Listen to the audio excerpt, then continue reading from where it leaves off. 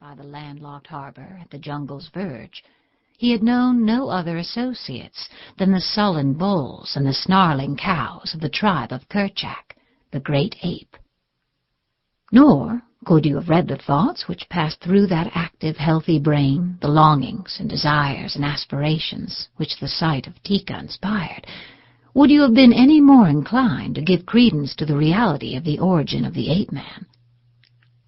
For from his thoughts alone you could never have gleaned the truth that he had been born to a gentle English lady, or that his sire had been an English nobleman of time-honored lineage.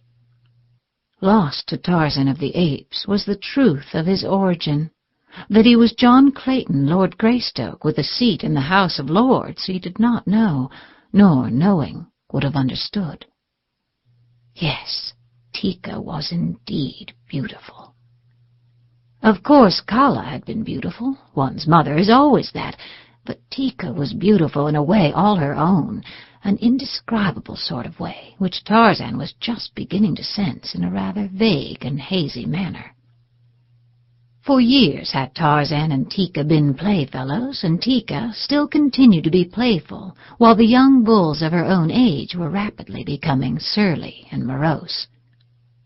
Tarzan, if he gave the matter much thought at all, probably reasoned that his growing attachment for the young female could be easily accounted for by the fact that, of the former playmates, she and he alone retained any desire to frolic as of old.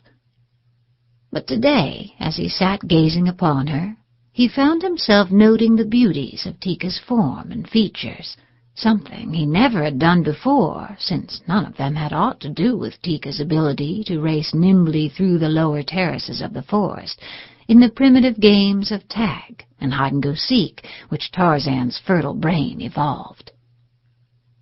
Tarzan scratched his head, running his fingers deep into the shock of black hair which framed his shapely, boyish face. He scratched his head and sighed. Tika's newfound beauty became as suddenly his despair. He envied her the handsome coat of hair which covered her body. His own smooth brown hide he hated with a hatred born of disgust and contempt. Years back he had harbored a hope that someday he, too, would be clothed in hair, as were all his brothers and sisters, but of late he had been forced to abandon the delectable dream.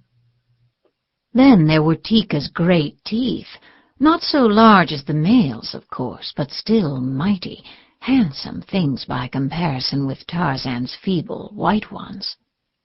And her beetling brows and broad, flat nose, and her mouth. Tarzan had often practiced making his mouth into a little round circle and then puffing out his cheeks while he winked his eyes rapidly, but he felt that he could never do it in the same cute and irresistible way in which Tika did it. And as he watched her that afternoon and wondered, a young bull-ape who had been lazily foraging for food beneath the damp, matted carpet of decaying vegetation at the roots of a nearby tree lumbered awkwardly in Tika's direction. The other apes of the tribe of Kerchak moved listlessly about or lolled restfully in the midday heat of the equatorial jungle.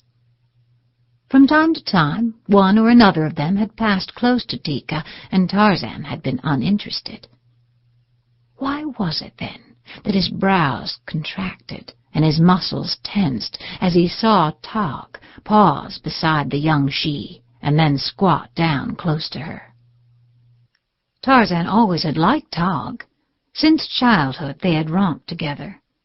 Side by side they had squatted near the water, their quick, strong fingers ready to leap forth and seize Pisa, the fish, should that wary denizen of the cool depths dart surfaceward to the lure of the insects Tarzan tossed upon the face of the pool. Together they had baited Tublet and teased Numa the lion. Why then should Tarzan feel the rise of the short hairs at the nape of his neck, merely because Tog sat close to Tika? It is true that Tog was no longer the frolicsome ape of yesterday. When his snarling muscles bared his giant fangs, no one could longer imagine that Tog was in as playful a mood as when he and Tarzan had rolled upon the turf in mimic battle. The Tog of today was a huge, sullen bull-ape, somber and forbidding, yet he and Tarzan never had quarreled. For a few minutes the young ape-man watched Tog press closer to Tika. He saw the rough caress of the huge paw as it stroked the sleek shoulder of the she. And then Tarzan of the Apes slipped cat-like to the ground and approached the two. As he came, his upper lip curled into a snarl, exposing his fighting fangs, and a deep growl rumbled from his cavernous chest. Tog looked up, batting his bloodshot eyes. Tika half raised herself and looked at Tarzan. Did she guess the cause of his perturbation? Who may say? At any rate, she was feminine, and so she reached up and scratched Tog behind one of his small, flat ears. Tarzan saw, and in the instant that he saw, Tika was no longer the little playmate of an hour ago. Instead, she was a wondrous thing, the most wondrous in the world, and a possession for which Tarzan would fight to the death against Tog or any other who dared question his right of proprietorship. Stooped, his muscles rigid and one great shoulder turned toward the young bull, Tarzan of the Apes sidled nearer and nearer. His face was partly averted, but his keen gray eyes never left those of Tog, and as he came, his growls increased in depth and volume. Tog rose upon his short legs, bristling. His fighting fangs were bared. He, too, sidled stiff-legged and growled. "Tika's Tarzan's," said the ape-man in the low gutturals of the great anthropoids. "Tika's Tog's," replied the bull-ape.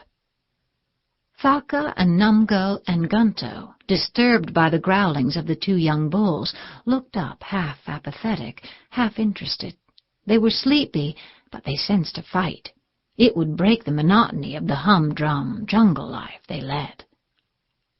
Coiled about his shoulders was Tarzan's long grass rope.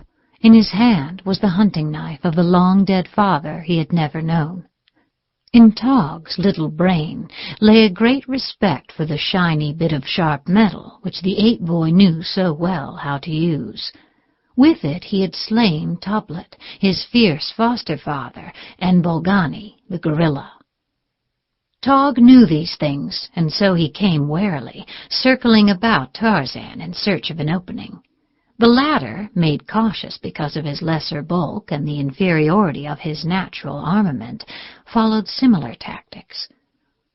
For a time it seemed that the altercation would follow the way of the majority of such differences between members of the tribe, and that one of them would finally lose interest and wander off to prosecute some other line of endeavor.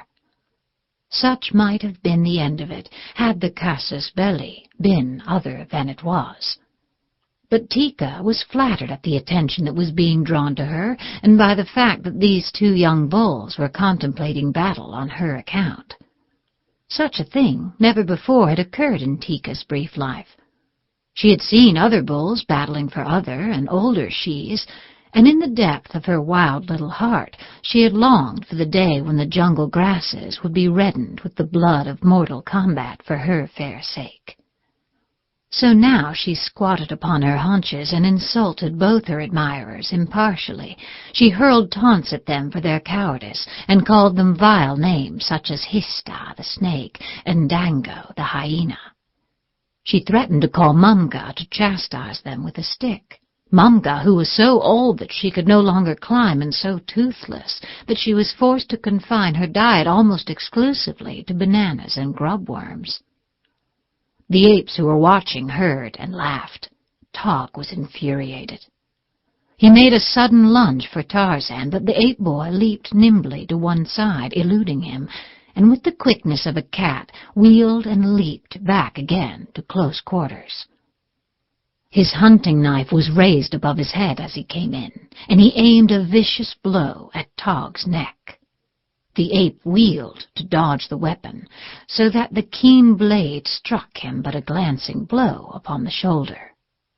The spurt of red blood brought a shrill cry of delight from Tika. Ah, but this was something worthwhile.